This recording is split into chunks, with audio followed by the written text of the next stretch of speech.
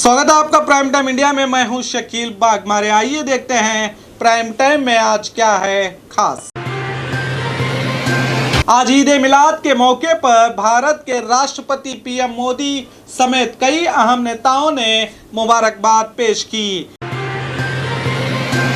EVM में चुनाव चिन्ह की जगह उम्मीदवार का नाम और योग्यता लिखने के लिए सुप्रीम कोर्ट में अर्जी दाखिल। उत्तर प्रदेश की जनता बदलाव चाहती है, सचिन पायलट। बिहार दूसरे चरण के चुनाव से पहले कन्याकुमारी का अपोजिशन पर बड़ा हमला। देश में कोरोना के हालात और जानते हैं दुनिया भर में आज क्या हुआ था खास। आइए देखते हैं खबरें विस्तार से। आज ईद ए मिलाद के मौके पर भारत के राष्ट्रपति पीएम मोदी समेत कई अहम नेताओं ने मुबारकबाद पेश की।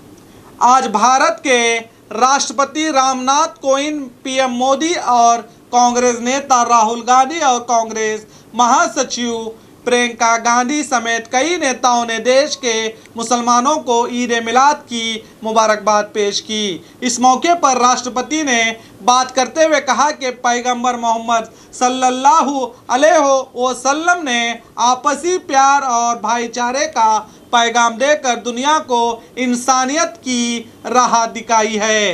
वो बराबरी और मेलजोल वाला समाज बनाना चाहते थे। और पीएम मोदी ने कहा कि उम्मीद है कि ये दिन हर तरफ हमदर्दी और भाईचारे को बढ़ाएगा, कहा मोदी ने। और इनके अलावा देश के कई नेताओं ने भी इस मौके पर अपनी मुबारकबाद पेश की है। दुनिया भर में आज के दिन को वर्ल्ड पीस डे के तौर पर मनाया जाता है। उम्मीद है कि ये दिन लोगों के दिलों में बनी दूरियों को कम करके आज के इस नफरत से भरे माहौल में मोहब्बत के फूल खिलाकर इंसान को इंसानियत से प्यार करना सिखाएगा। ईवीएम में चुनाव चिन्ह की जगह उम्मीदवार का नाम और योग्यता लिखने के लिए सुप्रीम कोर्ट में अर्जी दाखिल। सभी पार्टियां बड़े बड़े दावे करके अपराधियों को सियासत से दूर रखने की बात करते हैं, मगर जब टिकट देने की बात आती है तो ये सभी बातें भूलकर कई अपराधों को टिकट देते हैं और वो चुनाव जीतकर मंत्री भी बन जाते हैं, जिसके चलते सुप्रीम कोर्ट में बीजेपी नेता अश्विनी कुमार उपाध्याय ने एक याचिका दायर करके मांग की है कि इलेक्ट्रॉनिक वोटिंग मशीन यानी ईवीएम में राजनीतिक दलों के चुनाव चिन्ह को हटाने और उसके स्थान पर उम्मीदवार के नाम, उम्र, योग्यता और तस्वीर का इस्तेमाल करने की याचिका दायर की गई है। हमारे देश में पहले से ही जनता अपने नेता के चाल चरित्र और उसकी योग्यता के बारे में भली भांति जानती है, मगर फिर भी जात पात और झूठे वादों के चक्कर में आकर अपना कीमती वोट देती है। ये एक अच्छा सुझाव है, मगर क्या भारत जैसे अधिक जनसंख्या रखने वाले देश में क्या ये मुमकिन होगा, जहां वोट देने का इंतजाम करना ही चुनौती होती है। अब देखते हैं सुप्रीम कोर्ट इस पर क्या जवाब देता है। उत्तर प्रदेश की जनता बदहाल कानून व्यवस्था, बढ़ते भ्रष्टाचार से बेजार हो चुकी है और बदलाव चाह रही है और कहा कि यूपी चुनाव में जीत किसी पार्टी को कुछ खास फर्क नहीं पड़ेगा, मगर इससे बदलाव का संदेश जनता में जरूर जाएगा, कहा सचिन पायलट ने। आज देश भर में चुनाव के मौके पर बात करते हुए तमाम अपोजिशन नेता बदलाव की बात कर रहे हैं। जनता के मन में क्या छुपा हुआ है कोई नहीं जानता। इस बात का पता तो इलेक्शन के नतीजों के दिन ही पता चल पाएगा कि जनता बदलाव चाहती है या नहीं। बिहार दूसरे चरण के चुनाव से पहले कन्याकुमारी का अपोजिशन पर बड़ा हमला। बिहार में पहले चरण के चुनाव हो चुके हैं, अब दूसरे चरण के चुनाव के प्रचार में नेता कड़ी मेहनत करते हुए नजर आ रहे हैं। वाम पार्टी के नेता कन्हैया कुमार ने एक जनसभा को संबोधित करते हुए कहा कि 5 पार्टियां मिलकर हमारा गठबंधन बना है जो पिछले 15 साल के हुकूमत को हटाकर सत्ता परिवर्तन नहीं व्यवस्था परिवर्तन करना चाहती है। रोटी को अच्छा पकाने के लिए उसे पलटना जरूरी होता है। अब समय है कि 15 साल की नाकारा सरकार को पलटा जाए, कहा कन्हैया ने। सुनिए।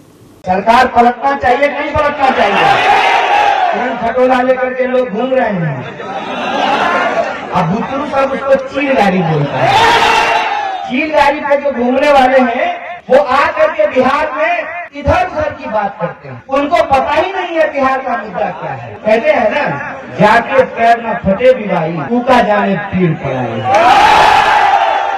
रफेट के जो हमारा सवाल है उसको लड़ेंगे